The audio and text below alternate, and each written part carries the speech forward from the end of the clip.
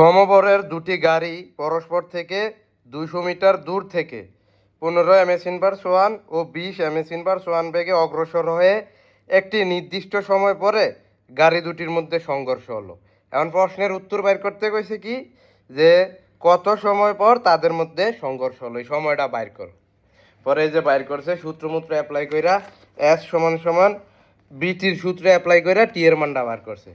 এবার আপনারা আমার একটা কথা কন্ত, দুইটা গাড়ির ভিতরে হয়েছে সংঘর্ষ, হ্যাঁ পৃথিবীর কোন প্রাণী গাড়ির মধ্যে কত সময় পরে সংঘর্ষ হইলো এটা বাইর করবো গিয়া? গাড়ির ভিতরে যাত্রী আছে না, যাত্রীগত সংঘর্ষ হইলে অবশ্যই আহত বা যাত্রীরা নিহত হয়েছে।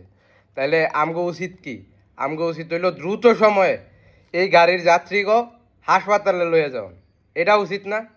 এটা না করে কি আমরা বাইর করবো এস সমান সমান বিটি, পরে টি বাইর করবো যে কত সময় পর সংঘর্ষ হইলো?